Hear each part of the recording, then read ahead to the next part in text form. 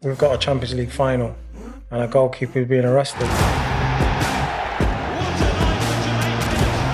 He's getting filled in by like everyone. Off the motorbike, someone's getting with a helmet on his head. There's even women like standing on him. And he's gone, you're coming nowhere near my fucking boys. Go and train with the kids. And I went, fucking good. I don't want to play for your shit fucking team. I know it. He just slammed on the brakes and someone's gone flying through the window. Jay! Fuck off! Whack! In his like, hitting him with his, I'm sorry. Whack, whack. I've got to go all the way fucking back to Spain to go in a car park to move a car. The realisation sunk in. What have I done? Fuck, they're the Lions! There I pray!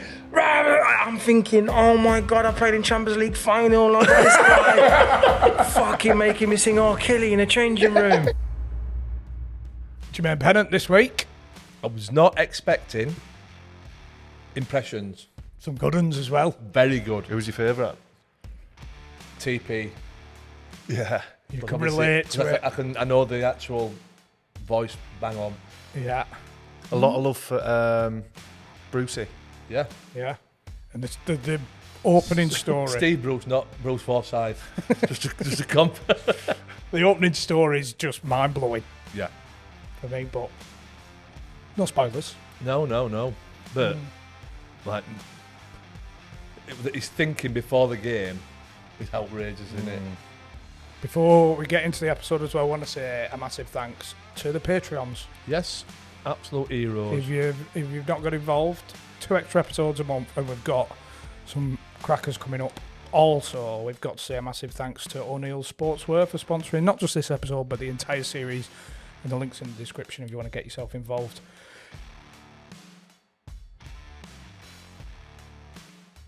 Who've we had on? Memorable debuts. Oh God, you put me on the spot. I know, yeah. Probably should have lined that up I before don't we think we've had started. anybody that's got a hat-trick though. Arsenal. Mm-hmm. How old was you when you had that? 21? Yeah, I think I was 21. But I had an eventful night the night before. Very eventful night. Is you not involved? I knew I was involved, but I didn't think I'd have any chance of starting. Thought may get 5 minutes or 10 minutes. Little cameo. I know the boys kind of, like Ash at the time, just saying, don't be stupid, don't go out. I was going, look, I'll be home by 12, because they was all going to the FHM party. That's a game changer now. I know it's the FHM party. Yeah, so alarm bell started ringing, like, FOMO started to kick in. They're all planning, and they say, "Look, you're playing tomorrow. Don't risk it." I goes, "Look, I'll be home by 12. I won't even have a drink." And they was fuming with me. About 6 of them was absolutely raging, saying, "This is your chance. Don't mess about." I goes, "Look, I'm not going to start. Probably come on for 5 minutes. I'll be fine." They ignored me for that was about 5 o'clock when they was all planning their evening. And they didn't talk to me for about 6 hours. And they left, tried to like barricade me. They tried all sorts to stop me from coming out. So you're determined then to Oh get yeah, that's it. Once it was in there, that was it. It was on the go. And so I said, "All right, cool, boys. I won't come. They said, "Oh, don't, trust me. It's for your best interest." So they all left. Can I get a taxi, please? So that picked me up. I left, walked in. They all just stood there with their drink, like looking at me, thinking, "You absolute dickhead." And I've gone, "No, boys, I promise, I won't drink. And they didn't talk to me for like another hour until they got a little bit, bit messy. Yeah. They're like, "Oh, you stupid, what are you doing?" And then that's when I saw it. I just thought, fuck, let's have one. I had one, and then one thing led to another. I had 2, I had 3, and then the next minute I know it's 6:30 in the morning. Were you having cokes with a brandy or? Yeah, it was vodka. It was vodka Red Bull. It would have been Oh, vodka. Jesus, no wonder you went to bed till 6. Yeah. So Can you pass that off as Iron Brew? You know, on a photo? That's what I was thinking. The disguise, just a coke in it, but yeah, no. At that time, I said, "No, I'm just gonna have one," and they just shoved it off. They did all they can. Fair play to them. And I just had like a vodka Sometimes Red your Bull. best ain't good enough, is it? Yeah, vodka Red Bull gave me pure wings.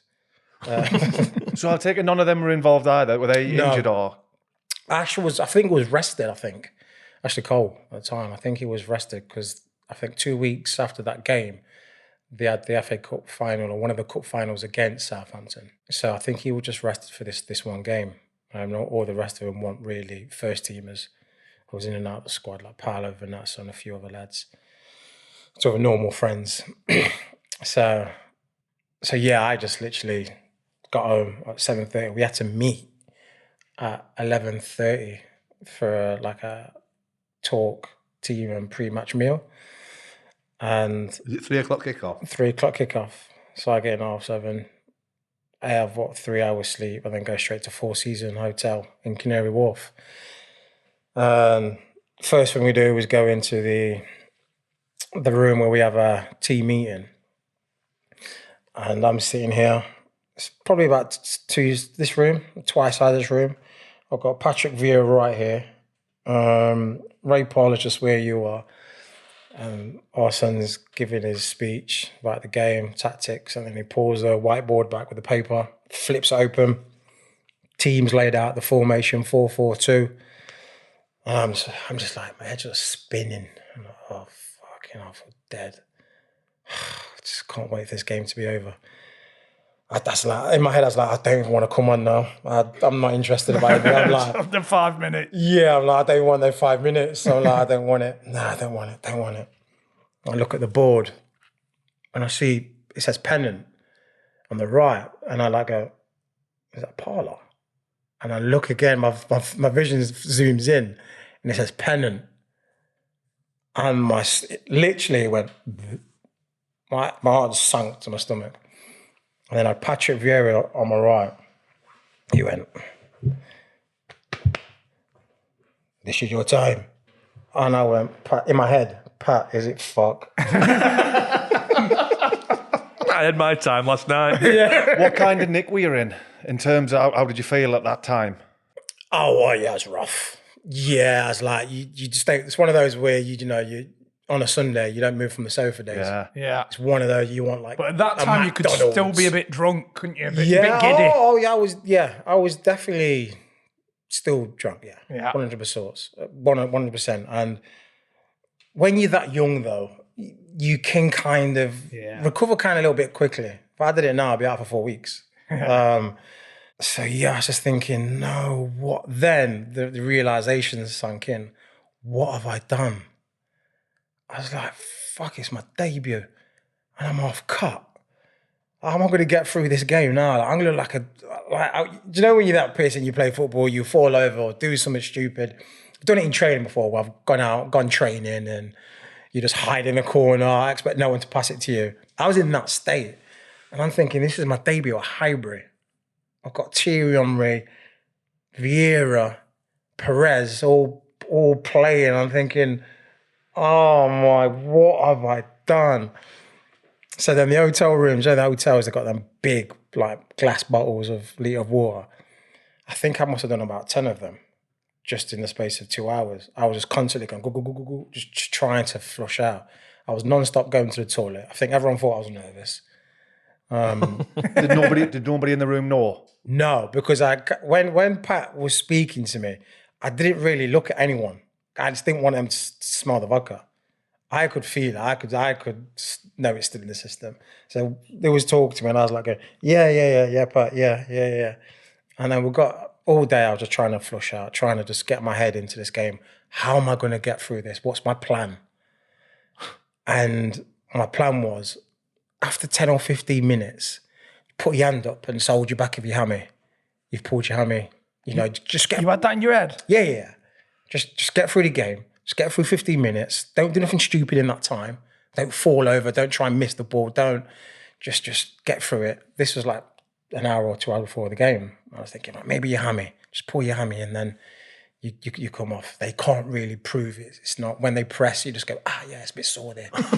When they stretch, you go, yeah, there.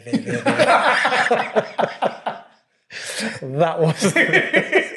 To be fair, it's a fucking great plan. It was all right. Yeah. So I thought, no one will know the wiser, and then hopefully you'll get another opportunity and, just fucking be more don't do what you just did. So when did that plan change? Well, that plan was all the way literally until kickoff. I was still going to do it, even when I had a few touches, and I was like, do you know what? Oh, I can feel the vocal like jumping up and down, but I'm all right here. I can hold my own, and I was still going to do it. I was thinking, right, I was looking at in Highbury, that the old clock tower in the middle, and I kept looking up there thinking, right, okay, that's 10 minutes.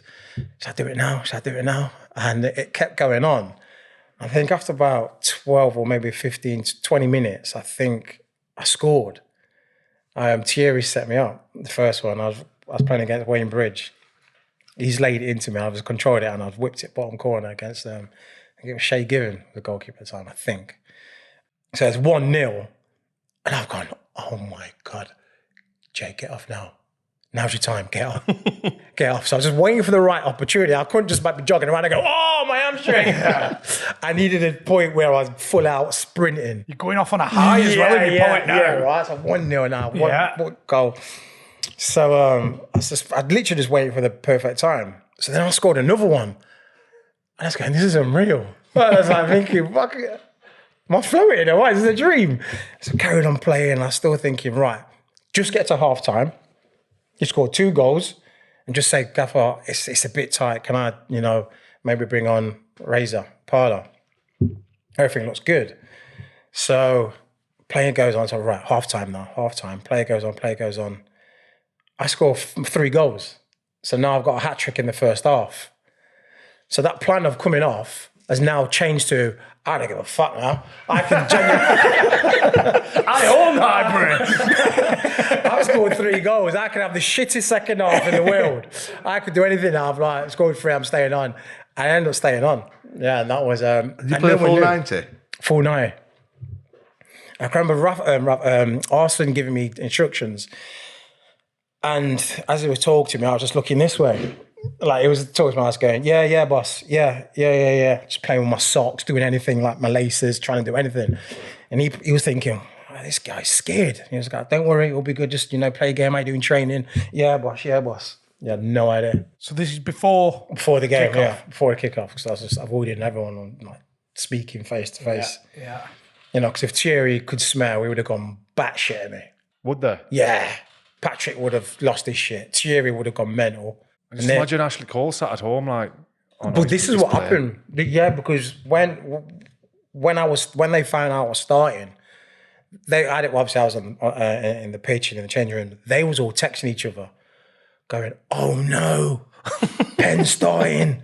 Oh fuck, what's it done? What's it like? All this." One goal went in like, "Oh, by the way, he scored." They all showed me like the conversation. Yeah. 2's gone in. Fuck off. He scored another one. And then they said, another match is going, God, you can't believe this. He's got an hat trick. All laughing faces. See, at half time, I'm like that. Patrick, Thierry, I was fucking out last night. At 7 o'clock, I'll get in last night, and I can still fucking score a hat trick. Did the hangover even kick in? Because obviously the high of... Well, I don't know, because Saturday night we went out celebrating. Yeah. So that probably didn't kick in until like Sunday/Monday. I was probably still a bit wrong. Yeah. But I went out Saturday as well after the game. This might be a stupid question, but back then were you asked? I was. It's just that I wasn't. I was there for 6 years and I was so fucking frustrated because I was training with them since I was probably 18. And Arsene would always put me against Ashley Cole, probably one of England's, his best ever left back. And it was always a battle with both of us. And to never ever get the chance to be on the pitch and play on a regular basis, I just got so frustrated. That attitude, though, and scoring that hat trick after going out is possibly the worst thing that could happen at the same time. Yeah, it was, but I think as you get older as well, as I got older, I knew it was totally wrong. I knew I wouldn't, because I was then more of a first team starter in other teams, so I wouldn't do it then. And I know my body probably wouldn't be able to compete in the way it did when I was 21. But it wasn't a good combination. That's for sure. And I wouldn't advise any youngsters out there listening to this to try it. Would you go and see Wenger? When you said you got frustrated about not playing, could you go and knock on his door and say... I was a little bit intimidated by him because I was a youngster, you know. He's got people like Burkamp and Tony Adams and Keown and Perez and Overmars and all these guys who you know, he has to deal with. And I'm thinking, who am I to go and knock on his door? So I bit my lip for a little while, but there was times when I would speak to him and he'll go, look, yeah, you're doing well. You know, for 6 months now, there's been no mishap. You know, you're not being late or you've not turned up or, you know, caught you coming in at whatever time. So he just said, yeah, keep going. And then I did. And I was like, well, where's this chance? Well, because I didn't have the great attitude or the great professionalism to just, all right, keep going. There's players out there who don't play for like 2 years, but they come in every day, work hard. I was just never that athlete. Any stories on David Noble? I think that we're not crazy, but it was when we went to Amsterdam. I played like Ajax and a few other teams for Arsenal under 8, you know, under 19s, like our academy team. And we've got one day off. So right, have a day off. So Nobes and Graham Stack have said, all right, let's find a pub, you know, play some pool and all that. So we're going, yeah, that'd be good. Get out of this fucking hotel thing that we're in and we're bored shitless. So we've gone all in our Arsenal tracksuits because that's all kind of kit we had. Walked into this pub in Ajax. And as we walked in, everyone just like, it was like one of those westerns where everyone just stops and looks at you. So we walked in thinking, okay, yeah, this is a bit hostile. Yeah, let's do a little U-turn. Big Dave's going, no, it's all right. Let's go play some pool. Come on, lads. I go, no, come on. Let's go, no, fuck it, don't worry. We'll play some pool. And someone's like kind of got up off the bar stool. And we went, no, come on. All right. So then we've came out, find somewhere else. And next minute, like 3/4 of this bar like starts coming out. And we're only kids. And they're like, you know, we're thinking, oh my God, what's going on here? We're going to get filled in. So we've just literally, we just run. We just sprint. I'm one of the quickest. I'm at the front. I'm fine. I'm sweet. Big Dave at the back. Big Dave. I'd even be tempted to go for a trip. Everyone for themselves. Yeah. Big Dave treading water. But we had a low knee goalkeeper. Not a low knee, but a trialist. And we're dying. We're jumping over fences in people's gardens. Not a clue where we're going. And we've just got into this woman's garden and someone's knocked on their door, a front lawn, and she's let us in. We're like panicking. Everyone's like, oh, please, someone chase us, please let us in. We all get in there, close the door, we're all in the room, like, breathing. Is everyone all right? Big Dave's going, yeah, like everyone's all right. And then someone mentions, where's the goalie? We're looking around. Goalie's not with us. So Big Dave straight away, oh, we've got to go back and get him. Can't leave a man behind. Right. The goalie. Right, is it? Thank God the woman said no, right? The woman went, no, you can't leave. Like, you can't go out. Big Dave's going, no, we can't see where he is. No, you can't go.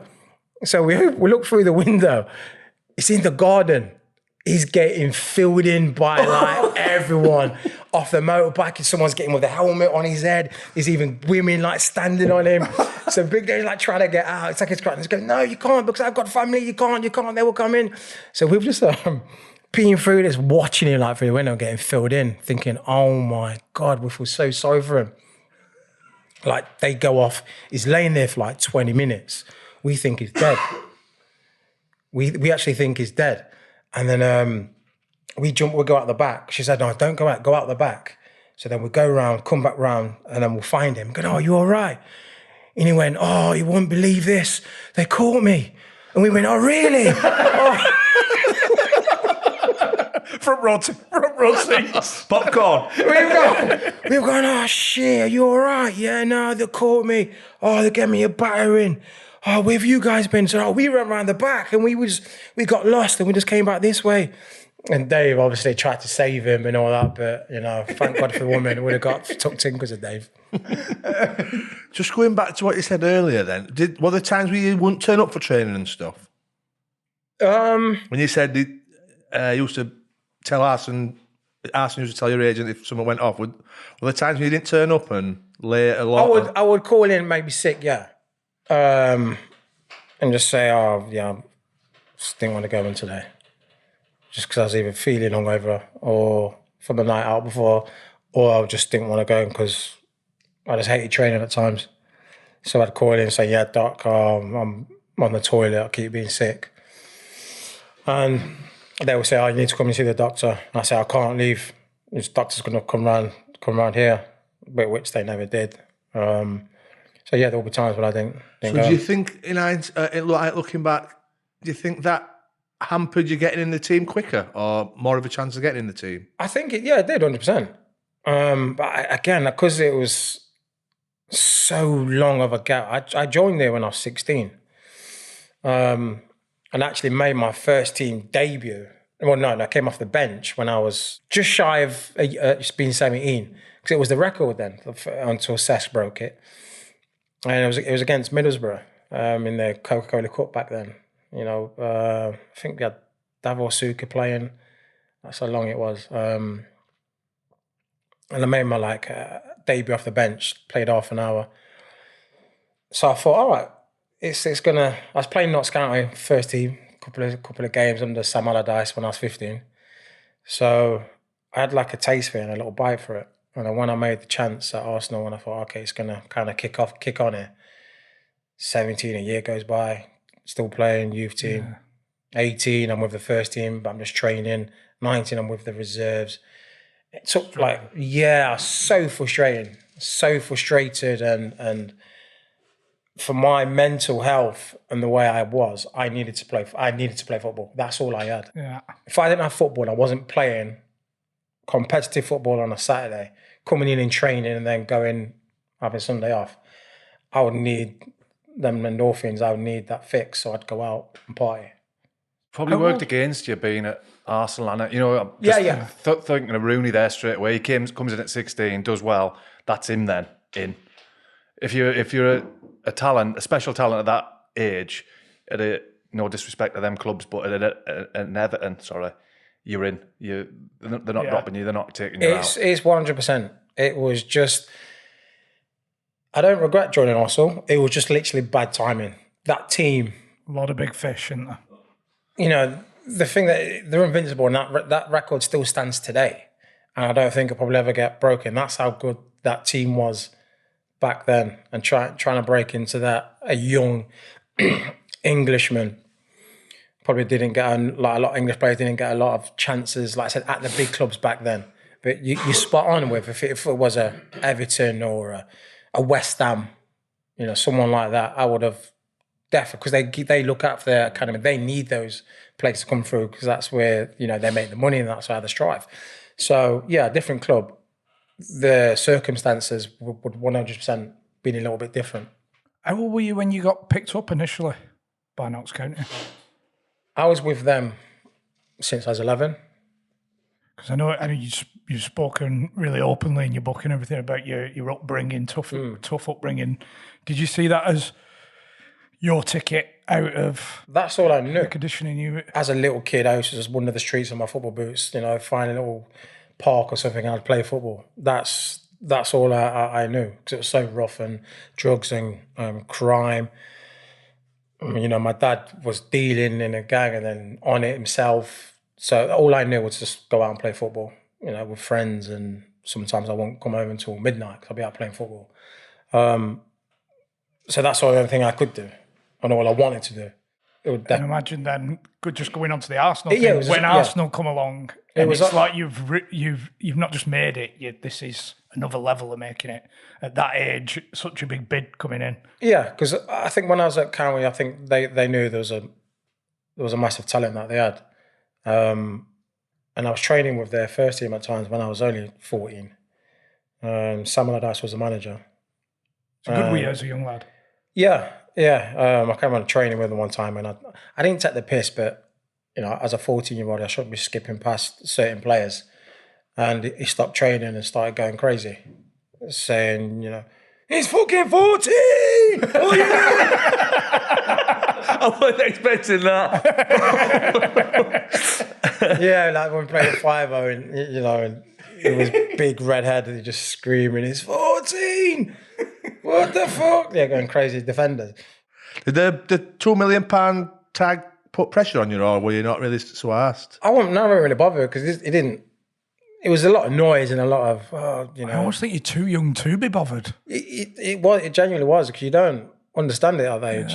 Yeah. Just turning 16 and they bought you for 2 million. It's like, I didn't say anything. Nothing come to me. It's like it's between two clubs. Yeah. So yeah, it doesn't really bother you at that age. It's only when you start getting into the first team, playing and a regular first team player, you feel the pressures.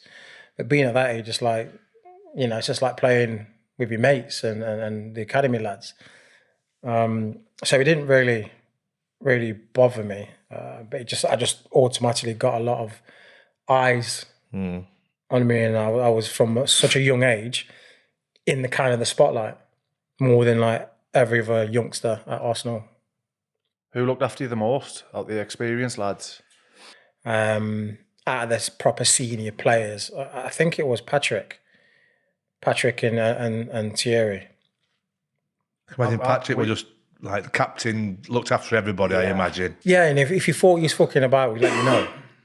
He didn't mind a little joke and a giggle, but if you thought he was messing about and you want being proper professional, as in like you wasn't doing a bit of weight and training, and you wasn't trying to like just fuck it off, it will go through. It will let you know. No one really messed about with him. We played you in the Youth Cup at Highbury. I was at Sunderland, and you played, and you didn't even tie your shoelaces. That's worse. That left back must be worse than a 14-year-old, by the way. I remember the vapors. I think. Remember the old vapors? It was the vapors that were so tight. Yeah. Like just a little bit of stub coming out the side of your boot. Yeah. He hasn't even fastened his laces. Yeah, they literally just felt so snug. And did I go like a size 7? And literally was like a glove, and I didn't need to tie the laces. I didn't bother. Did they beat you? It must beat you there. Yeah. Beat us, quite comfortably. Was Stacky as fucking mad back then as what it turned out that he were for the rest of his life? Yeah, I think when Stacky was born, he was crazy. he's crazy. I think that the first time I realised it was crazy is when we went to Ibiza. Was on some mopeds, and you're supposed to have a helmet, and he was driving around like a lunatic with no helmet, and then the police have flagged him down. He's driving like he's gone to turn in, and then he's gone, yeah, way! I'm thinking, you're going to get locked up here, mate. You don't mess about with them. Exactly, you don't mess about. So they're kind of like chasing him for a bit. And then he parks up, gets out, and I don't know where we are, but there's like a load of palm trees, and he's running like through the dark, and we're all just like observing this because we're like we've in the background, and he's trying to hide behind a palm tree like this, like like there's a tree there. He's trying to hide so the police with the torch can't see him. Obviously they do, and they come out and he goes, "Oh, it is English." No entiendo, no Spanish, no hablo. They've just gone whack with their trunk shot over his head, kind of cut his head open. He gets arrested, and he comes out the next day. But yeah, just that was the start. That was the start of his journey, of the stuff I've seen. And when he crashed the youth team coach. Were you on it? I wasn't on it, no, because I live the other side, so it was picked up the people from different, like from all the Islington boys live there. They would go to Highbury, jump on the coach, and the kit man who kind of drives us there, the big Arsenal boss, he was, sorting out the kit to bring it on. And Stacky's come in and saw the keys in there. I'm going, "Oh, you all right?" Everyone's on the bus and he's just taking off. That's all he heard. This Arsenal bus is just driving down the A1. He just slammed on the brakes and someone's gone flying through the window. The window's just all Gone through the window? Not gone through it, but they've literally hit. Gone into it? Yeah. Because it's like one of those where just all it is the window. And they've gone flying through it. And the kit man came out, he's gone, what the fuck's going on? I'm going to get sacked. And he was like, no, sorry, I'll take responsibility. It's just crazy. The iron is one of the craziest things I've ever heard. When he got his mate with a hot iron and then felt sorry for him, so he let him do it to him. And he has actually got an iron burn, a bit like on his Home back. Yeah. Had to go training the next day. And Branding. yeah. So that's that. That's just Different breed. Yeah, literally. And there's more to what he's done. I'm surprised he's well and healthy. I'm really. What was your favourite loan from Arsenal? Favourite loan move? Leeds. Yeah, a lot of Leeds fans saying how well you did, and all against Chelsea. Was that? Yeah, scored against Chelsea. Probably one of the best goals that Leeds have scored. They had a good team as well, Chelsea. But it just everything about it. The club, the history, the fans base, and Leeds itself at the time. I lived right in the city centre. Good night, innit? Oh my God. What's the one with the 3 floors? Townhouse? Townhouse. It was, Townhouse. Yeah. Oh my Lord. Was it a good... Oh. See, this probably could have been like really bad for you, really, couldn't it? No, it was a great learning experience, learning curve. I really enjoyed it. And the lads that we had, they were a great bunch of lads. You know, Smudger, Alan Smith, Ian Hart, Gary Kelly, Michael Dewberry. It was such a... Robertson in goal, Mark Viduka, what a guy he was. Good time. I know we got relegated when we shouldn't have, but probably one Townhouse might have had anything to do with that. Maybe. No, but just like the involvement with the fans and how passionate they were and how welcome I always felt there. Every time I played, I did do quite well, to be fair, when I was one of us. Excuse my ignorance. Are Leeds a Prem team at this point? Yeah, Prem. So the fact that you are, obviously, saying it's so tough to get in the Arsenal team. On the flip side of that, you're going from a Premier League team to another Premier League team on loan.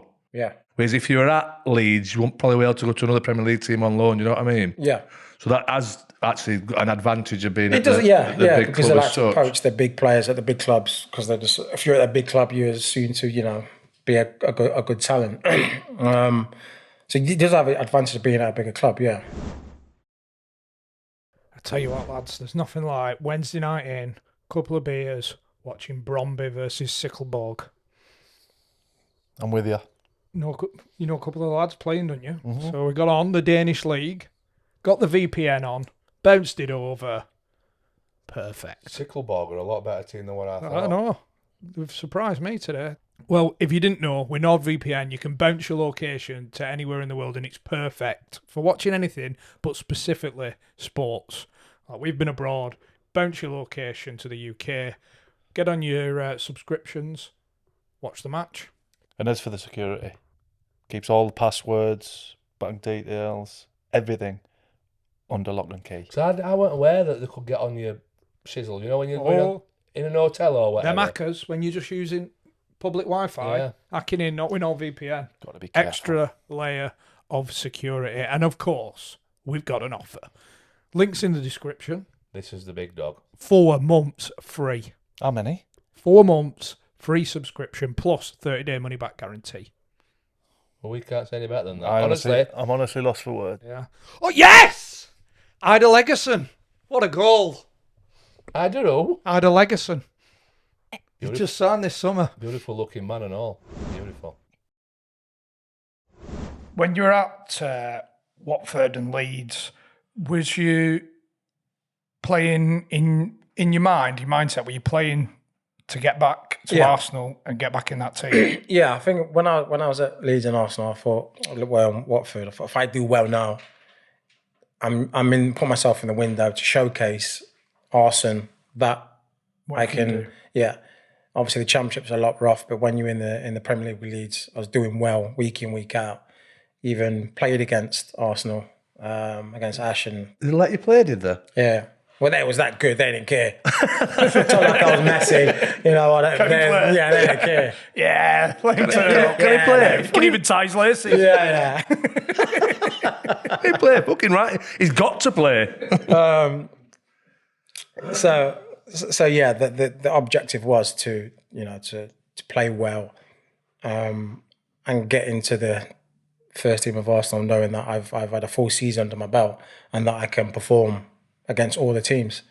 And it kind of worked for a little bit. As soon as the next season I was involved, I was making more appearances off the bench. And then it just went stagnant again. And that was the turning point, I think, in my Arsenal career. Did you have to go and see him then and say, I need to move, I need to be playing? Was it that kind of conversation? I didn't, my agent did.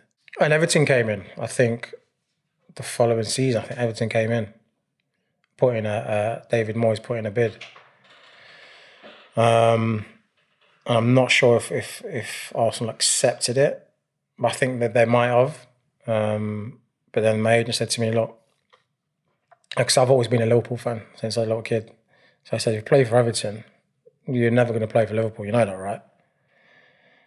And I was like, but this is first team football now. This is guaranteed first team football. And then I said, all right, I don't want to accept the deal. And I turned it down. Jeez, man. Bold move, innit? Yeah, it was a very brave move, yeah, because I was in a bad place. I wanted to play really bad. So I was like, yeah, because at the end of the day, at that time, Everton won a shitty club. Back then, they weren't a team that were going to be fighting relegation. Yeah. You're going to be safe, and you could, if you do well, you can kick on then. Yeah. But something in me just said, it's going to be good now, but in the long run. And I said, oh, no, to my agent, no, I don't want to do it. So had you actually got that thought process in your head, I want to play for Liverpool at some point? Yeah. A dream of mine is always I want to play for Liverpool and I want to play in the Champions League. That was a dream. I had that dream as well. Yeah, some dreams don't come true, mate. You ought to see him with his football boots on. It were never going to fucking happen. Not a cat in hells. Be not long getting it fucking Bolton under 12s, nah. How did the Birmingham one come about then? I think we really... Steve Bruce came to watch a game against Everton, one of the cup games, and I ended up being captain for like 20 minutes. Do you know what? When you get the captaincy band, your head changes. Yeah. Honestly, so I don't know who gave it me. I forgot what player gave it me, but he gave me the band for like literally 20 minutes. So I put it on at Highbury as well. And I was running around going, come on, Finn! Come here! Come, get down! I was like... Turn into Vieira. Fucking sort your life out, you little bastard. Turn into a bit of prime Roy Keane. I was like, come on, yeah, fill it in. Like, you were out last night. Yeah. I know, how were you? But I scored a couple. No, so I usually don't say shit on the pitch. That one as well. Yeah, Constance like lifting it up like this. Yeah. So, and I think Steve Bruce was at that game, and so it's like it's in the just before January. So agents came to me and said, "Look, Birmingham are interested in taking you." But I had a pending court case for drink driving, and look, Birmingham want you. Do you want to go? And I was like, yeah, fuck it, I need to go because I was on this slippery slope in a bad place. I said, yeah, get back playing football. And then we signed in January. A week later, playing the first game, set up the winning goal called Walter Pandiani. There, El Rifle, they used to call him. And yeah, that career started off amazing for 4 months until April. Is that when your court case were? Yeah. Did you tell? I'm assuming Birmingham knew. Yeah, what was going on. Yeah. They knew. They knew, and obviously for what was going to happen, no one predicted that. Not even me. Not even lawyers. Not even anyone. So we said, yeah, it's just going to get whatever he gets, but it's community service or a ban or whatnot. So yeah, that's fine. We'll have to deal with it when it happens. So you've turned up that morning, not just expecting half community service. Fine. Yeah. Fuck me. No bag, no nothing. Just for I put a little toothbrush in my inside pocket, and I'm thinking it was a pen. That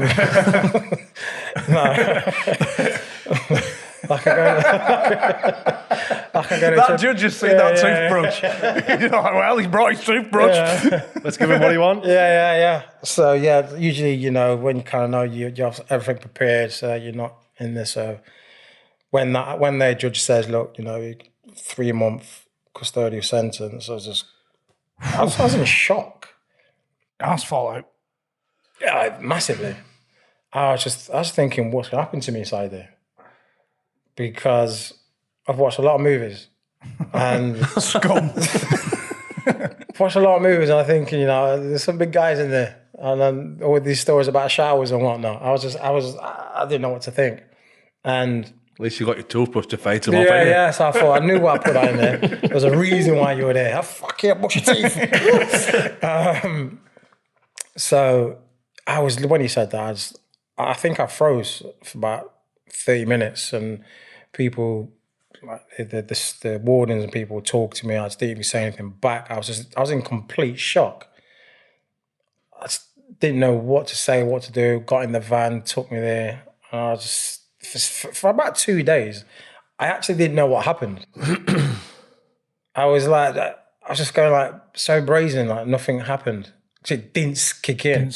It didn't sink in. So I was just doing what I was supposed to do, going to my room, and when it finally kicked in, it was the worst feeling in the world. It was like my whole world was just being destroyed. And what I was thinking about, the one thing that I love, I am now no longer going to be able to do that. Well, had Birmingham been in touch and said, don't worry? Well, I didn't know anything. I just thought my career's over now. So I was in there like, obviously you've got no really communication with no one in the outside world. So I was just, when I was in that first loan period, I was unbelievable at Birmingham. And when I was inside, Steve Bruce set up a visit. He came to visit me. Everyone was looking around thinking, there's Steve Bruce, what's he doing here? But yeah, knowing that, I was like, oh, fucking hell, there must be hope for me. And so I'd speak to my agent every other couple of days. And he goes, look, you've been thrown another lifeline. I was like, what do you mean? And he goes, Birmingham and Arsenal have agreed a deal to sign you. And I think at the time it was Birmingham's biggest deal at the time, like 7 million. I think it was their record transfer. And I was like, okay, and what kind of contract? I said, well, it's going to be 3 years, and you're going to get this amount, how much a week. I didn't even care. They could have signed me for free. I'd have played for 6 months for free. I was like, just got a lifeline. There you go, exactly that. And was that, when you said Bruce arranged a visit, did he make a point of looking after you and making sure you're all right? And Yeah. He asked me how you're doing. They for somehow, I don't know how, but they managed to get me to go to the gym morning and afternoon. You only allowed it like once every 2 or 3 days. I got it twice a day, every day, while I was in there. So Steve's pulled his strings at the prison. They've somehow saying, look, he's going to be coming out, he's going to be playing, we need to kind of keep his fitness up and whatnot. So they arranged all that. When he came, he was amazing, saying, look, how you doing? Don't worry. We'll look after you when you get out. Class of Brucey, that though. Yeah. Yeah, and not only that, is like when I came out, he didn't want me nowhere near the city centre for obvious reasons. So he said, look, son, you can move in to my 3-bed apartment in Solihull, which is like 30 minutes out of town, proper urban little, village. Yeah. I didn't drive, so it was the best place for me. I was absolutely raging. I wanted to be in the city centre.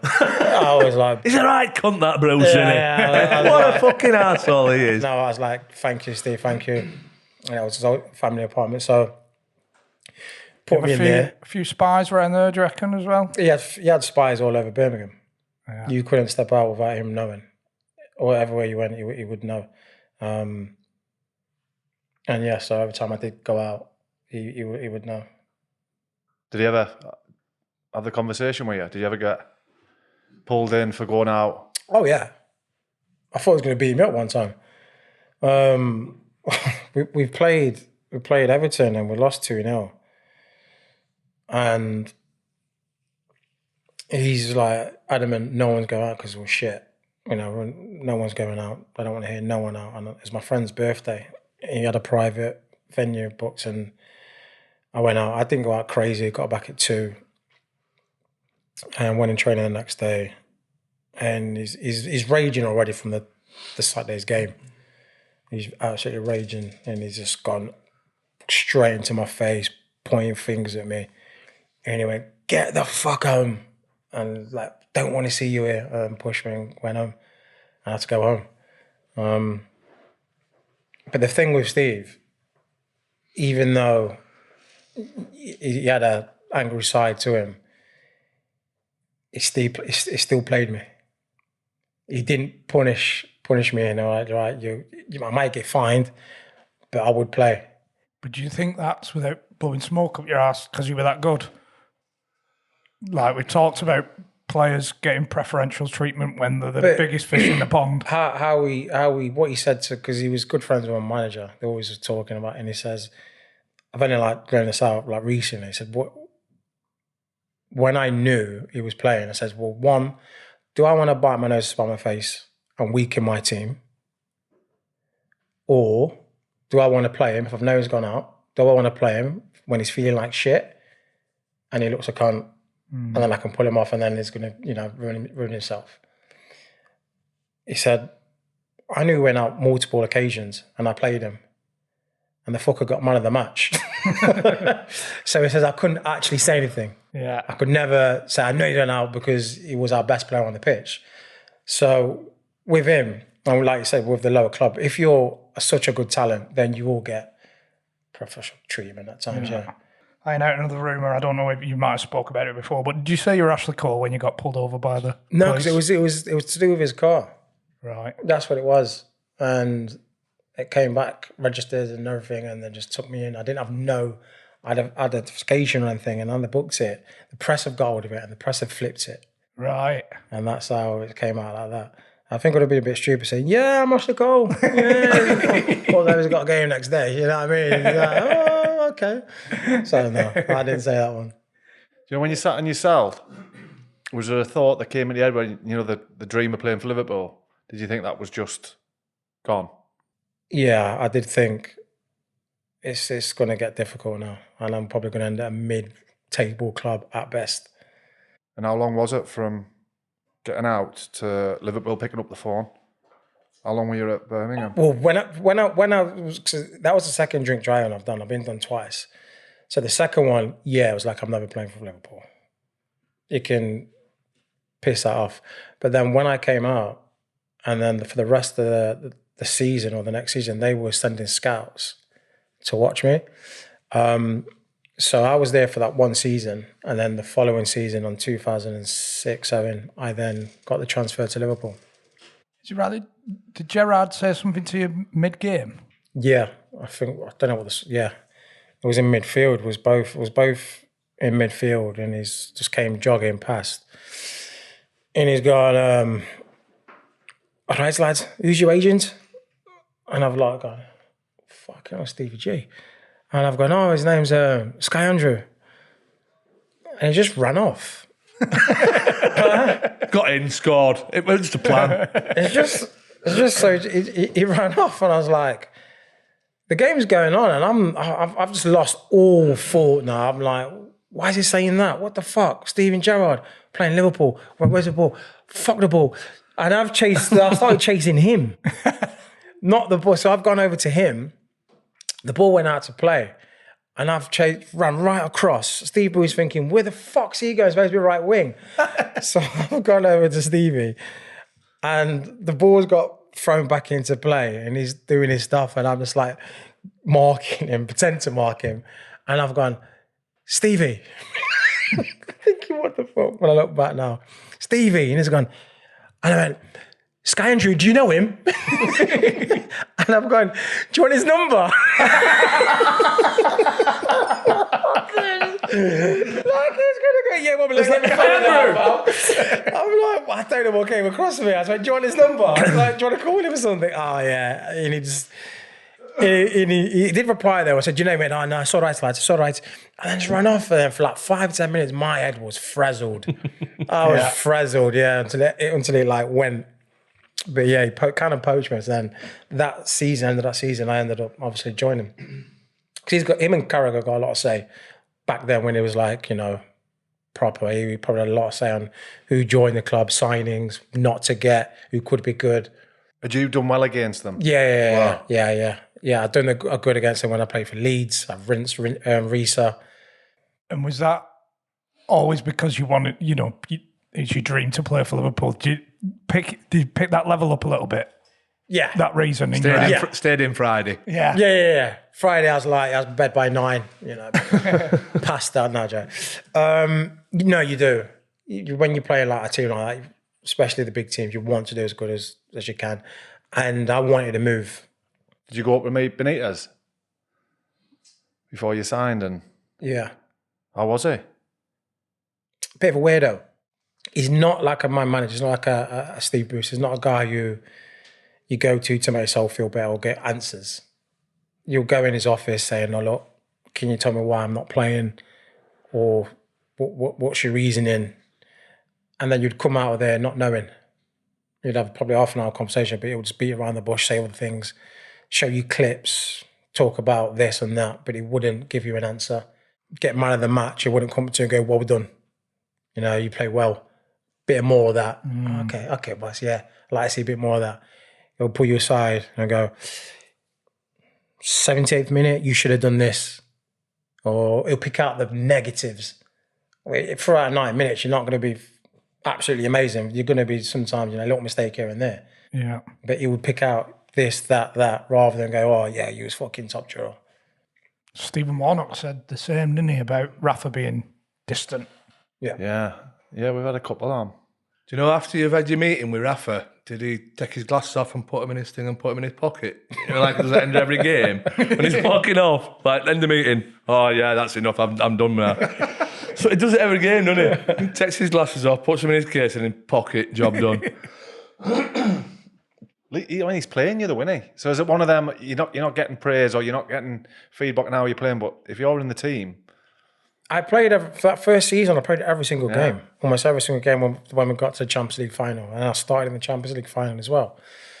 But I cannot give you a time where he's gone, "You was fucking magnificent today, son." As a player, that's great to hear sometimes. That's like, all right, cool, yeah. Well done. Pat on the back or give you some form of, not one. It's actually mad how well he's done, not considering what you've just said. Not one. You think that's basic man management, wouldn't you? Yeah, but he hasn't got that in his locker. He hasn't got the man management sector to his personality, to his game. Great tactician and, players where to play and the feedback on other teams and substitutions at the right time, tweaking here and there. Okay, yeah, fantastic. Probably one of the best out there. But as a man manager, coming in, giving team talks, it was Steven Gerrard. Yeah. Stevie G all the time, if shit wasn't going well, he would come in and give an a bollocking, pull you, get everyone together and get the morale back up. It would be Steven Gerrard. Would he give you a boost as well? Absolutely. He gave, So if I did well at putting a good ball in, put a good cross in, he would go like, "Pam, fucking well done, Jay. Brilliant, more of that." Fucking Steve, yeah, all right, Stevie, yeah. You know what I mean? Like, let's go to war, yeah. Or have you done shit though? Would he be like, "Who's your agent again?" Oh, no, but then, no, if again, on the flip side, if he did shit, he will pick you out. And at that stage, you're like, "Fucking hell, Rafa, bring me off now. I don't want no more of this." But the thing is, he was that good that he could command that respect and that, weren't it? It was never very often he didn't play well. No, he dragged that team. Because like I say, if you look at the team, it wasn't amazing. But he made it amazing, you know. Was always around, flirting, fighting for the championship, getting to the cup finals and whatnot. What were he like? Dirk Cout, whatever he's called. Kite, yeah. He looks shit. Technically, you wouldn't say, "Oh, what a technically gifted." I know it's great, probably rich great coming from player. me, man, but he did look shit. They just like, well, you could get a spaniel to run about, couldn't you? Yeah, he had a great engine, but he also had an eye for goal. He did know how to score the goal. Obviously, at final, he was one of the top strikers in that division at the time. So he came as a striker kind of to play off Fernando, but then Rafa started throwing him out on the right because he could run, and that's what Rafa liked. So he'd run up and down and also get your goals. But I was technically better than him, but he just had a great engine. He scored a lot of goals. And obviously got along with Rafa, which towards the end, the first season and the end of it, I didn't. From a social side, was there a good squad at Liverpool? I said the closest ones the funniest ones, and Crouchy, with me, like Crouchy, and Craig Bellamy for a little short period. You know, Stevie and Cara, they kind of kept themselves to themselves. You like, like they're the boss. It's like boss, you know. So you don't really mingle with boss, do you? Like management. There's gaffers. So and then you had the Spanish boys doing all their thing, and then you had the French lads doing their thing. So it'd be like me, probably Crouchy, Bellamy. We would all get along. Yeah, but you would different personalities. Yeah. Were you there when Bellamy and Risa had a set? Yeah. What was the crack there? It was when we was in Portugal doing some warm weather training 2 weeks before we go to Athens for the Champions League final. And we've managed to get the evening off. Rafa said, right, yeah, you can go out, relax, have a drink, get back I'll get back at midnight or whatnot. So some of the Spanish boys have sorted out a bar with a bit of karaoke. And obviously Bellas is, he's always loud, and that was Craig back then. So Ginge Risa is at the bar, everyone's having drinks, he's then on the karaoke, he comes off, he calls out Bellamy. I said, "Oh, Bellas, go on, your turn. Have a sing a song." Leave me off, Ginge, I'm cool, I'm all right. Not today, I can't be asked. And he's going, "You're not so fucking loud now, are you? Come on, have a sing." Nah, Ginge, just leave it off. I'm just not getting up. Like, goes on for about 5 minutes trying to get him up, call him out. And then that's the end of it. So we all carry on. We have a few more drinks at this place. And then it's time to go. Jersey Dudek's at the bar. And he turns around and nuts this lady by an accident. He just turns around and they both clash heads. She's then like in tears, nose pouring with blood. The barman doesn't see that. He just sees this woman crying with her nose bleeding. He's then called the police. Pepper Rainies came over, tried to stop it. So no, it was an accident. So we get outside, the police come. Jersey's drunk at this point. He's then face down on the bonnet with his being handcuffed. And we're thinking, oh my God, we've got a Champions League final and a goalkeeper is being arrested. So then Pepe Reina goes over, starts speaking in Spanish to him, trying to explain, no, it was an accident. It wasn't on purpose. Yeah, he was a little bit drunk. We'll take care of him. We'll take him back to the resort. That gets a little bit heated. Pepe Reina's then arrested. Oh no! Who's going to play nets? Oh my God. So then we're all looking. They're in the back of a taxi. I'm in the back of the police car. Police car then sets off. We're thinking, shit, who's going to tell Rafa? So then, Stevie, yeah. So then they obviously told Rafa. Rafa then has to go to the station and bail him out, get him out. Glasses out the pocket. Yeah. Definitely glasses on conversation for Rafa. So then he does that. Then there's me, Stevie, Robbie, and someone else. We've gone back to their room, to Cara, just to talk about the night, have some drinks in the room. Robbie Fowler's through the kitchen. There's like a big hole where, serve food. He's skimming plates through. One hit Stevie in his head. He's then got blood trickling down. I'm thinking, fuck it, we've got a captain with a split head. We've got two of our goalkeepers in prison. Rafa's then gone down to obviously get them out. And then opposite our room, there was Stephen Finnan's room. And he's sharing with Risa. And Bally's had just gone missing. And then next minute, we just heard, "Oh, I'm sorry. Craig, I'm sorry. So what's happened is Craig's gone back to his room to get his 7-iron because there's a golf resort. So he's gone to get his 7-iron. He then goes to Steve Finnan's room, knocks on. Steve answers and he goes, "Oh, where's Ginge?" "Oh, I was laying in his bed." So he just walks in, stands over him and goes, "Oh, do you want me to sing now, yeah? You want me to sing fucking now? Say something now." Whack in his hitting him with this. I'm sorry. Whack. Then obviously he stops and says, "Don't ever call me out again." But very rare. Then Rafa gets back with the two goalkeepers. He then sees murders going on with Finn and Craig. All carnage. I then walk out and then it goes in his spine, "When there's trouble, why are you always here?"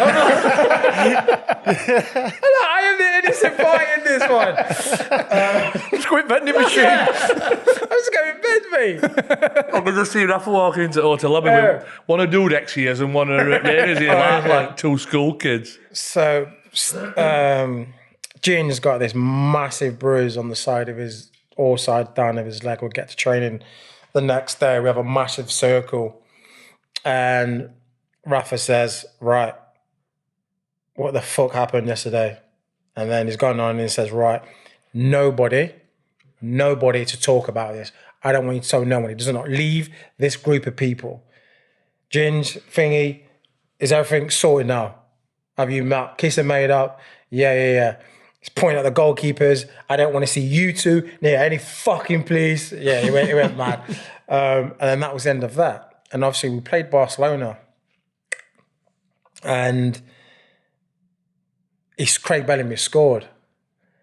And that's that celebration of the golf swing. It's him pretending to Ginge. And to be fair, did it not get out then for that first period? It didn't get out, no.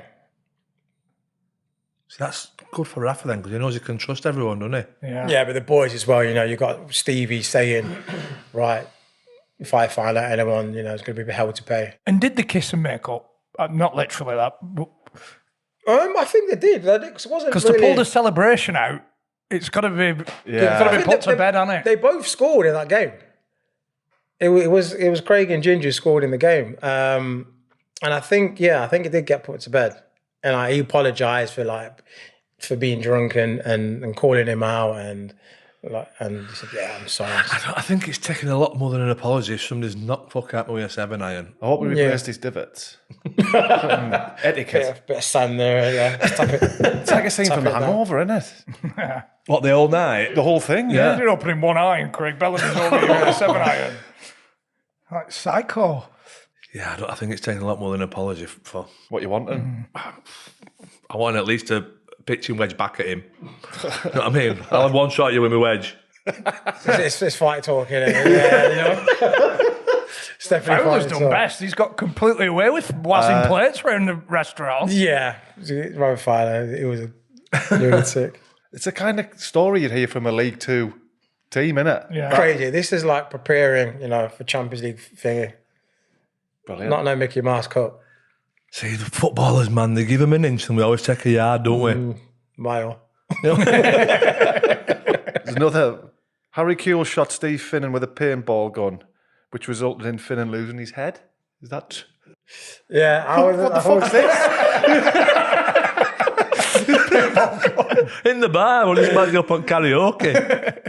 Yeah, Harry, he loved his like toys and all his bits and bobs, and Finnan was quiet. You know, he was such a good lad. He was so quiet though, and never really did anything wrong. And Harry H, he had brought in a gun, dipped me into and shot Finnan in the head. And I've never seen someone lose it, especially him. Yeah, and he just lost his shit. I think it hurts, doesn't it? Really hurts. Yeah. Was it in the training ground? Yeah. Did you get blamed for it? Probably, yeah. Probably Rafa probably thought I'm the like. Whenever there's a shooting, why are you always here? Yeah. Oh, yeah, the fucking. I actually done something like that, and I got blamed for it. Was away with England under 21s. David Platt was the manager. Me, Jermaine Defoe, like loads of us were just down by the pool, just sunbathing.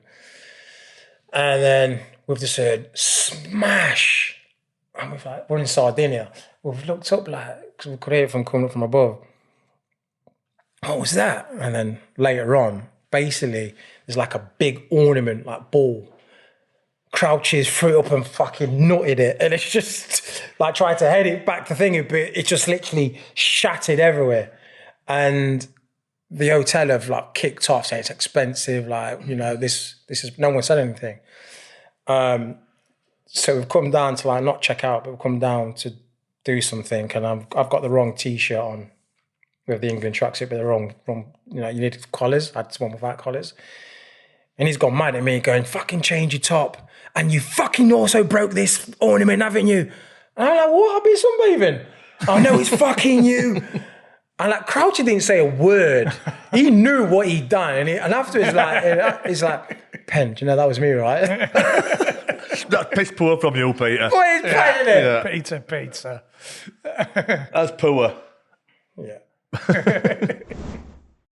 A very quick break to talk about our bestest of friends in the world of sportswear, O'Neills Sportswear. I did not think it was possible, but you look even better in that shirt with a tan. Mm-hmm. Yeah. What size are you wearing? Medium. All the way to 7XL, can I just say? Which is not bad, is it, for the bigger gentleman or lady? Not only are they unbelievable quality, but if you've got your own team, you can design, create your own kit. 5 aside, 3 aside, 2 aside, 11 aside, 12 aside. Maybe you're just you on your own and you want 5 shirts. What's the minimum order? 12? I think 12 is the minimum order. And you can have 12 shirts in the wardrobe. 4 to 6 weeks from design to the deliverer, which I think is very, very, very reasonable. Considering it's custom design. Custom made. Yeah. Very efficient. Mm-hmm. Take a look at the Cosh shirts as well. We do 4 different colours, 4 different strips. Yeah. So the link's in the description for the under the Cosh shirt and to sort your own team out and get your club kitted out. And like we said, I think you're winning 1-0. There's nothing better than turning up at an away game looking smart. Yeah. Stick a pair of jeans on, stick a corduroy short on. I'd look go at for $1 million. Yeah. I think I would have, not the shorts. So links Have in the a look. description. Get yourself involved. And once again, massive thanks to O'Neills Sportswear. You will not be disappointed. At what point did you think that you were going to have to leave Liverpool, or was it put on you? It was when I wasn't, making starts anymore. Yeah. I had a stress fracture in my tibia I was playing with for about 3 or 4 months, and alongside that I had double hernia. So they said, right, you're going to need surgery on your hernia, which is going to be out for probably 3 weeks. And we've had the scan come back and there's a little crack. So you can carry on play, take Voltarol or we can do surgery and put a pin down to stop it breaking if you get a bad challenge from behind and it won't snap. So I said, okay, we did that. I was out for 3 months. And then after that, they rushed me back against Wigan. I had a stinker. And then after that, I just didn't get back in the team. And again, even with all my experience, and I just couldn't handle not playing. Yeah. And I just needed to play. Could you knock on his door? No. Again? No. There's no coming back, I don't think, after that. And I was in my last year of my contract, and there's no conversations of renewing it. So that I think the last half of it, rather than discussing signing new contracts, I then went out on loan to Portsmouth. So once that loan finished, I was then a free agent. If you look back, where was your levels of motivation? Because at the start you said your ambition was to play for Liverpool and play in the Champions League. At that time, you've done this. Was any part of you like, I'm done Not now? really asked now. Whatever happens from now on. Or did you still have that hunger? Oh, no, I still had that hunger, yeah. Because I was in my probably prime. I was like, 28, 29. So I still wanted to play. I think after Liverpool, did I care about playing at Arsenal or, Man U or, a big top 5, 6 team after Liverpool? No, I just wanted to now play and enjoy playing. Doesn't really matter where it was or what team. I just wanted to play football again. So you've had the man management from Bruce and the lack of it from Benitez. Where was Pulis in that? It was weird because I did get along with him in the first season. We kind of... See, when I seen that you'd signed at Stoke, I was like, I don't really know if that's a Tony Pulis type signing for both of you. Do you know what I mean? Like, I wouldn't have thought they'd have played to your strengths. And I was just like, I don't know, it's a strange one for me anyway. Yeah, but the thing is, the first year it really worked. I think we was all happy, so we didn't have any complaints because we had Muffy Everton on one wing, me on the other, and our objective was to get down the byline, whip the ball in for Kenwyn Jones or Peter Crouch, and set pieces. That's what we played for, and it worked. When things started going difficult, I think that's when our characters clashed. In the first season it was all good. We got into Europe, finished the highest point they've ever finished, got to an FA Cup final, played against Man City. So everything was great and rosy. So, it was all, yeah, everyone was smiling. Yeah. The whole place was happy. But when it was the following season, when it wasn't going too good, and that's when we clashed because he started doing some crazy shit. Like he was a centre-back, Ryan Shotton. No, it's not his fault. But he started to play Ryan Shotton right wing. And I was like, what on earth am I seeing here? How can a centre-back play in front of me? Yeah. For your way you play, the system you play, you want players to cross. I was the best crosser probably in the league at that time. And he's put a right back in who used to hoof it out of play, more times than not. Bless him, shot. And they would tell you the same, and the you could hear the fans moan and groan and like, what are you fucking doing, Tony? But he would do it he didn't care. And I can remember speaking to him and he goes, look, I know you might be frustrated, but he's playing well. And I thought to myself, I don't care if he's fucking playing like Messi right now. I'm still better than him. If I will play well better than he's well. But he just didn't. Could you have it out with him? Could you sit and have a row when... We did have a row. Yeah, we had a row. Did you get a fuck off? Yeah, fuck off! Jay! Fuck off!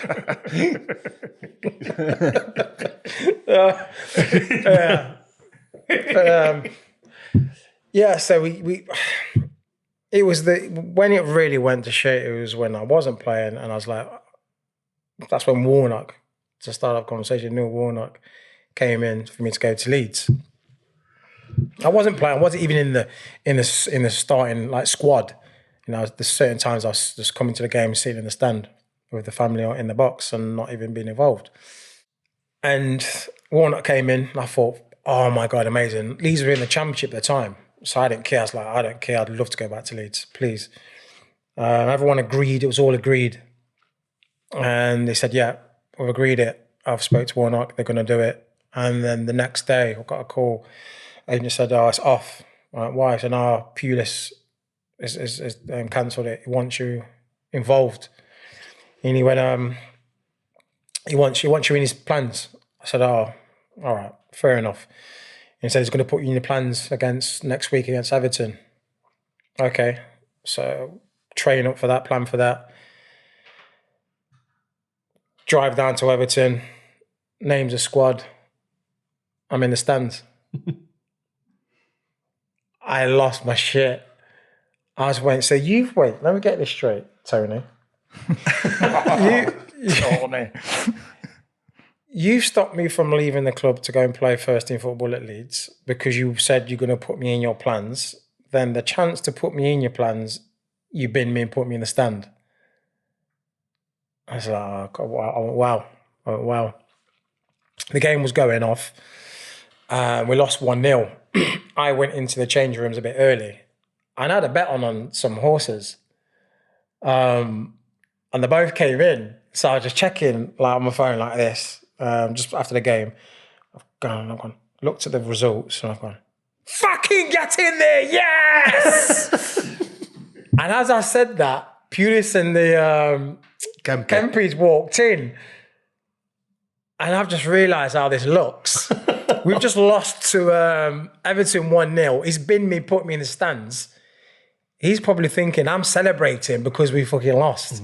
But really I'm celebrating because fucking Red Pearl just won. It just won me like a couple of grand. And then he told my agent, and then I've came in we had Sunday off and I came in on Monday. And he's gone, you're coming nowhere near my fucking boys. Go and train with the kids. I don't want to see your face. You're never going to train with our lot again. And ever since that, me and him were just like, and I went, fucking good. I don't want to play for your shit fucking team anyway. And then I went to the kids. Yeah. I bet that stung him a little bit. The thing with him is, he just doesn't care, does he? He doesn't care. Like, he doesn't care that how you're going to react. If that's what he wants to do and that's what he thinks, fuck him. Yeah. He's stubborn. That's the way with him. And then if you're obviously on the inside of that, it's sound. But the thing is, even if it's to do with the team selection, everyone may think and see that is a better personnel to play. But he will have a vision in his head and go, nah, I'm going to go with this. He's a special one. We might have been done here, but did you put sun cream on his back? Sun cream? Nah, I never got too close to Tony for sun cream. I can't picture it like, but... Jermaine! Back to 30! Fucking missed the spot, Jay! Oh, well, I'll put a line through that one. But as a fella, he's good as gold. Brilliant. Yeah, we'd always like say, Jay, how's the family? You dropped. Yeah, it was a proper family guy, and he's a good fella. But in the managerial sense of things, and sometimes it was difficult to see eye to eye with him. What about Hughes? Did Hughes come in after him? Yeah. And how was that? He wasn't my signing. I don't think he wanted to sign me from the get-go. It was more Tony Scholes, because Hierarchy loved me at Stoke. And they wanted me to come back. They didn't want me to actually leave in the initial period. I left on free. They didn't want that. So when Tony left, they wanted me to literally come back straight away. But obviously they've got Hughes in and they didn't want to undermine. So I think because he's new, I think Hughes kind of just went along and kind of agreed it. But I wasn't his, and I don't think he wanted to sign me. And he just never gave me a chance. He was kind of just going on my reputation. And he just... So you've gone back and it's kind of just carried on as it was? Yeah. He didn't want to give me a fair chance at all. He was probably heard about my reputation And that's how he saw me, wasn't really playing me. I came on against West Ham. It was 0-0, so like half an hour to go. And I've scored a free kick and we've won 1-0. Give me praises. I was like, oh, you know, great. And then the next game I went in the squad. And I was just like, oh, why do these managers always do it to me? I find it weird that him and Bruce obviously played together for that many years. Yeah. He must have seen that you did so well under him at Birmingham. Why hasn't he just picked the phone up and went, how can I get the best out of Jermaine? He just didn't want, some managers got some players, but I just don't think he just wanted me to thrive there. And then his sidekick, Bowen, I didn't really like that guy. I'm sorry for your friend and all that, but I don't know him. No, just didn't, very snaky.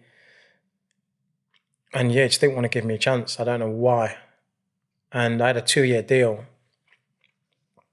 and with a clause in January to either terminate it or just continue it because of how we fell out with Pulis. They didn't want to take the gamble if I was fucking about and whatnot. Yeah. So we had a clause in that January, the first year we can terminate if I'm not, On both parties? Yeah. If I'm not seeing, being good around the place. And then, I can't remember, day before my birthday or on my birthday, he's called me in. Jermaine, we're going to release you. We're not taking we're going to take the clause in there that in January that we can cut ties. So we're going to release you. We're not going to take it further. Thank you for your services so far. And the paperwork's downstairs with the press officer. And I looked at him and was like, huh? I said, what the fuck's going on here? Not even no warning or not even like, look, we're thinking about this. So I said, okay, yeah, cool. And I just left the building without signing anything. Never actually signed any paperwork, just left. And that's how my tenure at Stoke just came to an end. Just like that? Just like that. What were your options at that point? Had you had... Well, no, I had no options. Because if you would have told me like... You'd have had the feelers out there. Of course, start of January, I said, right, listen, we're probably not going to take you on. We're going to release that clause. We're going to take it. But he literally sprung it on me in the middle of Jan and just says, you're released. So I was like, wow. And then I was 31. So I'm coming down to the back end of, that cliff. So yeah, that was a real shitty time in a dark place. We've got a couple of questions about your man of the match in the Champions League and you coming through with Arsenal, but the most frequently asked question was about the Porsche. Leaving the Porsche at the airport or something in Spain. Yeah, there must have been 100. Yeah, so I had to on transfer deadline day. Whilst you were in Spain. I was in Spain, so I was playing for Real Zaragoza. This is after Liverpool, yeah? After Liverpool, 2010, I was with Real Zaragoza. And transfer deadline day, August, I had to get as quick as possible to Manchester for the paperwork to be able to go through or something. I needed to get back right, and I need to get a certain flight, otherwise the next flight would be in the next day. So I had to get it in time to get back for this flight to be able to get to Manchester, to be able to sign before the window closes and I'm screwed. This is signing for Stoke. Signing for Stoke, yeah. And she went, right, get as quick down to Madrid. And Madrid's like half an hour away. Where Zaragoza is like a shitty airport. You're not getting no flights to, once every 4 days or something. So I had to get a train across to Madrid. So I've gone to the train station. I've parked my car. Got to Madrid. Got the flight home to Manchester. Signed. Sorted out my living and all that and blah, blah, blah. And then settled in. I was like, right, I'll go and fucking out the car. Right, when's my next day off? Got a day off on the Sunday. I probably went out with the boys. Good to be back. All right, I'll go next week. A month's passed and I'm like, oh, fucking out this car. And I'm like, well, I'm not going to bring it home. It's a left-hand drive. I'm going to leave it in Spain. Was it a car that you bought out there then? Yeah. It was a car that I bought out there. So I was like, all right, how am I going to get it out of the car park? I've got to go back. So I was thinking, I've got to go all the way fucking back to Spain to go in a car park to move a car. Like, not even a holiday. Like, this is just not good. You know what I mean? So I was thinking, right, I was trying to work out a way. So I remember I left the key inside the car in the glove box. Yeah, so then I was thinking, right, I'm going to have to go back and get it. A month goes past, 2 months goes past, 3 months goes past. I've still not fucking collected it. So then security got a bit suspicious. So they've radioed it through, got my details, knew it's registered to the club. The club have then called the press and said he's left his car here. It's now been 6 months. 6? Yeah, well, he got 6 months. Yeah. He got 6 months, and then I thought, fuck, all right. I called my translator and then said, look, can you get the car, pick up the bill, and I wire the money across, I send it across to you. So I went, yeah, all right, cool. So it was like a couple €1,000 that the bill got to. Saying to me, he's picked up the car, and he was like, what do you want me to do with it? I said, just keep it with you until I come back, which never materialised, so I never went back. Just put it in a cheaper car park for us. So he's going, it's like, I never went back. And then my argument I had with myself is, what am I going to do with it? I'm not going to bring it back to England because it's a left-hand drive. I'm not going to, that's just, no. And it's going to be a ball ache. So because I had ADHD, which I'd found out later on in my career, and I was like, all right, I'll sort it out. You know, a month goes past. This is now, I'm got into a year and he's still got this car. And then I've come to the conclusion and I've gone, fuck it. Just keep the car. Yeah. And I've no idea to this day what he's done with it. The translator's still driving around. Top down. No, it was a Porsche Cayenne as well. So a GTS Porsche Cayenne. So it's probably old now, but I'm sure, I bet he still got it. He's still got it. It's probably about 18 months' you know wages for him. After this, right, I'm going to go on, because I've got his Instagram. His name's Fernando.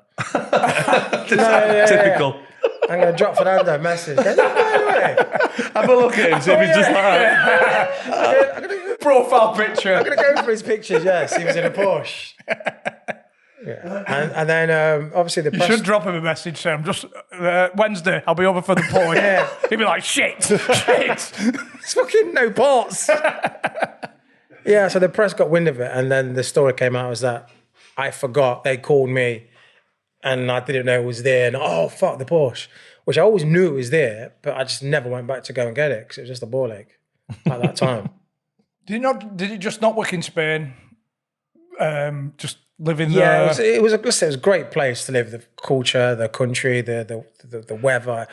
Football's amazing. But it was hard not knowing, so I wasn't, I know the basics. Dos cervezas, por favor. You know, that. You had a translator. Yeah, La Quinta will give me the bill. I learned that so really like. Most expensive translator ever. So that was always difficult. The language barrier with the players in the team and the gaffer. And the gaffer that actually signed me, he got the sack. And then brought the youth team gaffer up, which it was like a high school teacher. And I just didn't get along with him. Was Ander Herrera there? Yeah, he was in my team. Did you know how good? Yeah, he was good. Yeah, he was good then. And I think when we was playing together, we was talking about Man United. And 3 years later, it happened. What's your agent's name, Ander? Yeah. Roberto Ayala, is that the centre half who went to Middlesbrough? He started at Liverpool, yeah. Yeah. Mm-hmm. That's another one, controversial one, but I always thought he was shit. He wasn't. He didn't really. I was supposed to play well against him. Yeah, I used to love training and playing with him as well. He wasn't Liverpool worthy, put it that way. Yeah. Shit. So how did you get on with Malky? Just so you know, I fucking hate the cunt. I do. Yeah, with a passion. But do you know, it was cool. He's a very Sergeant Major-ish, isn't he? Yeah, but he was like, I got along well with him. Because I think at this point in my career, I saw things differently. It was like, do you know, if you're not playing, so fucking what? Just go in, train hard, get your wages. Where before it's like, I just want to play. And if I'm not playing, I need to get that fixed. I need to, you know, get something where I kind of calmed down a little bit. And I didn't need all that fast. So as I saw, I was like, do you know, if you're not playing, just train hard. And then keep playing, training hard, and you'll play. So we just got along. I didn't really get on his bad side. Or at Cardiff, it was like no caps, no earrings, and all this. Oh, there's all those little fines. You know, if your phone rings when you're having lunch, it's a £50 fine. Yeah, all of that was still in place. I wish I had some bad from States here, but I can't. We still never heard anything bad from anyone. No. What about Malky? Yeah. Fucking hell, get in my fucking Cardiff group chat. The fucking plenty in there. I can't quote names, but...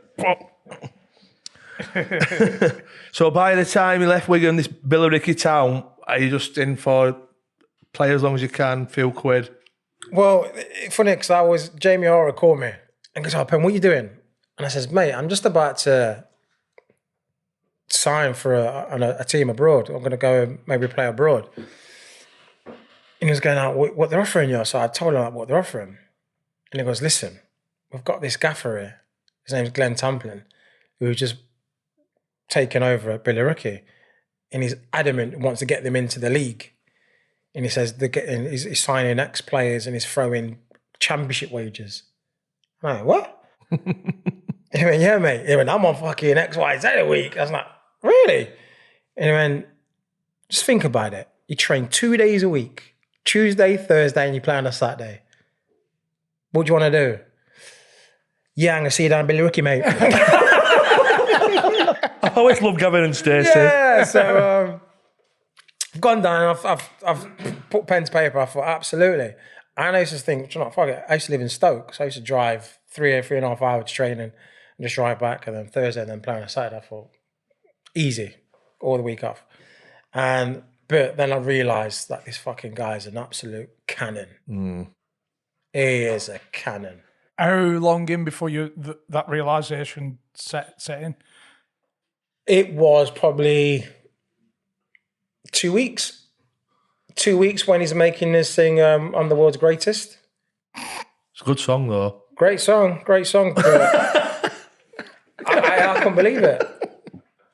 I couldn't believe it. So we're playing a game, and it's right, everyone get in the circle. They've done it before in a final before I got there. And then when I got there, they started singing it. And I'm just looking across at Jamie.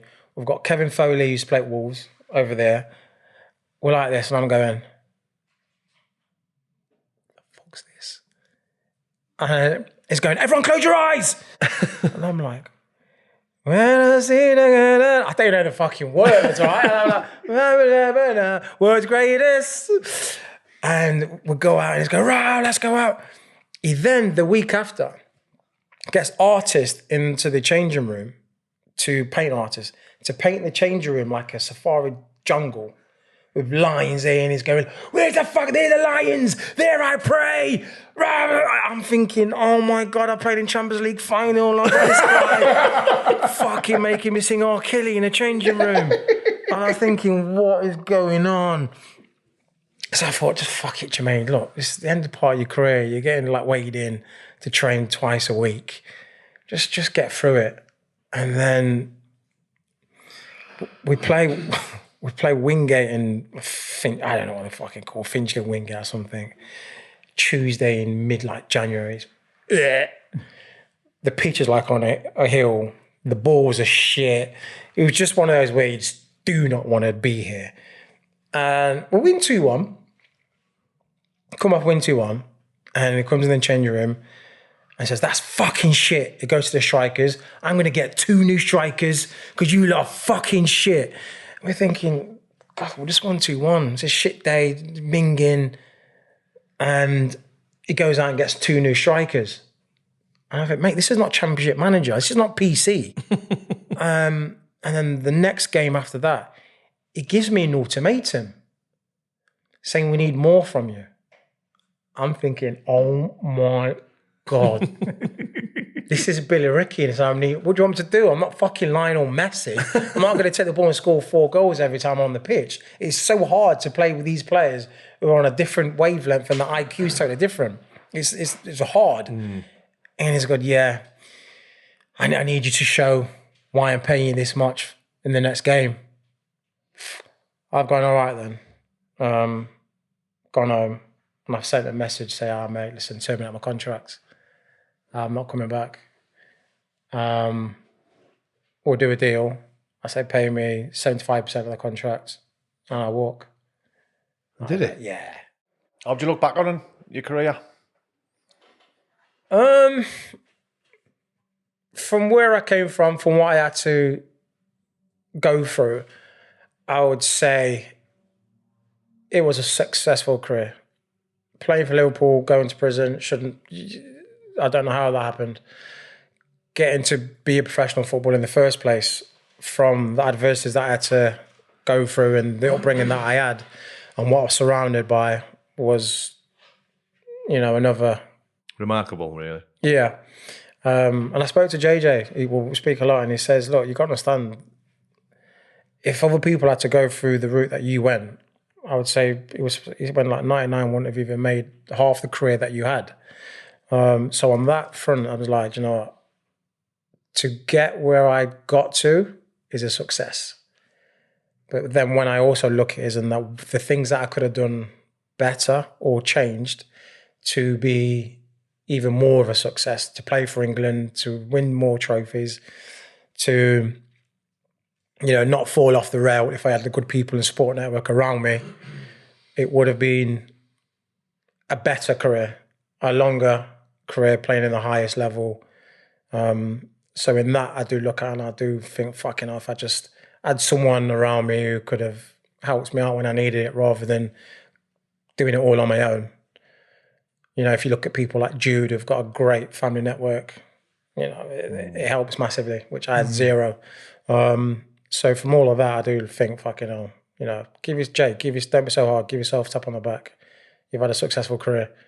But then I also look it could have been better if, yeah. Do you think your reputation got in the way of you playing for England? 100%. And I think with England, you have to be, certain people probably could get away with it, but the misdemeanors that I got up to and did it, and the reputation, I think the FA probably said, look, we know he's a great player. I played for England all the way through their levels, that possibly every single one of them, 14 to 21. And I was always the best player in that team.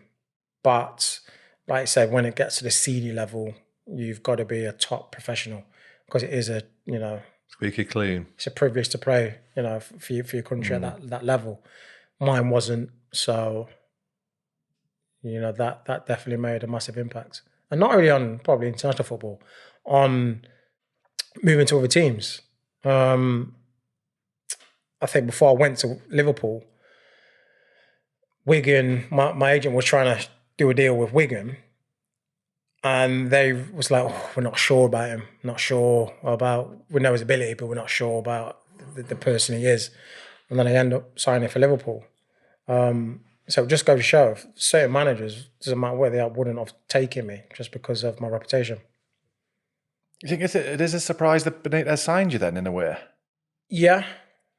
Knowing what kind of guy he is. It was okay, but then he's also signed Craig Bellamy, who had a bit of a reputation as well. Yeah. I think he thought, for joining Liverpool, it's a privilege. So you're going to, not try and go down the same path. And when I did sign, on the first day of meeting him, he made me write out all my wrongdoings in a brainstorming, wrongdoings, why, how can you fix it, and whatnot. So I had to write out nights out, the wrong influence in friends. What does that lead to? Then I'll lead to nights out drinking. What does that lead to? Girls. And then... So he was trying a bit of man management in his own way, I suppose. Yeah, but that was the only interaction on that kind of level I had. That was the first I signed when he called me in to write that down. And what did he do?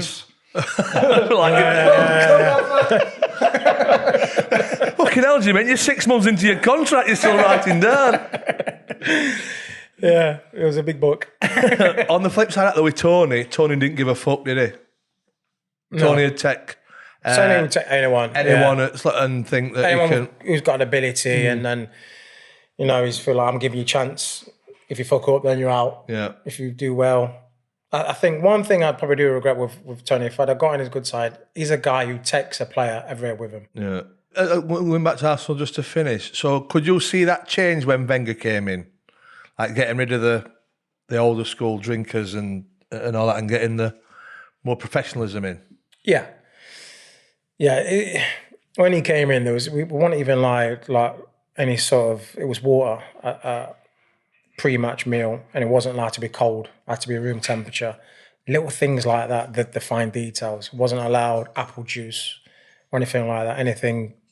It was so meticulous in what he was doing, and his training and the players that he would be signing, youngsters as well, Van Persie, Fabregas, all these players. You could see what kind of characters, although he loved Ray, because Ray was like a workhorse, and the team that I had, the technical abilities, all the players, it's always good to have someone like a Ray, a workhorse in there. But you could tell that slowly they was dying out. Your Tony Adams, your Keowns, your Razors. I've heard a lot of lads speak, the young lads at Arsenal, Chelsea and that, and they go on about a TGIs, that it's all used to go out. Oh, yeah, so it would be like the starting place. TGI Fridays? Yeah. You wouldn't, so basically would plan a night out, and 8 o'clock, we're in TGI's. Not having food, we're going straight to the bar. And we have a few drinks, cocktails, and you just literally all at the bar, just, you know, having banter for probably about 2 hours, drinking games, stupid games at the bar, you know, and we just getting absolutely wasted. And then come 9, 10 o'clock, you then move on to the main, not the main event, but the hunting ground, the appetizer, which back then would have, if it was TGI, it probably would have been a place called Sugar Reef, and then that was like up till 2, and then from there you go to Emporium, which is a nightclub, and that's when it kicked off. Yeah, see, I'm done by 2. Yeah, I'm sound at 2. Time for home. TGI's is a funny place to start, isn't it? No, it's just already couples, like families, surf and turf. Yeah. It was just weird that it was just a TGI thing. We'll go in there, it's like the meet up. You see people coming in, and then hey, shot if you're late. It was just, I don't know why TGI's. I don't know, but it was a thing. You're right. It was, and obviously the square bar setting. You know, you look over there, you probably see the Chelsea lot over there, joke, oh boy. And over there, you'll have the West Ham lot. Yeah, it was crazy. It was crazy. What was your cocktail of choice? What did we fucking, I think we had a few sex on the beach back then. We have a couple of them. It was weird. It was random. Then we'll have some Zambucas. It was so random. JD and Cokes. It was just funny. Yeah, man. That'd have probably been ruined my night, because I wouldn't have not been able to have some ribs. Yeah, I'd have had to have some ribs all the way there, and I've been too full for my night out then. I wouldn't be able to stop myself. Oh, it's funny. Are you in a good place now, though, mate? Are you? Oh, yeah. Enjoying talk sport and that? Yeah, I love talk sport. It's fun.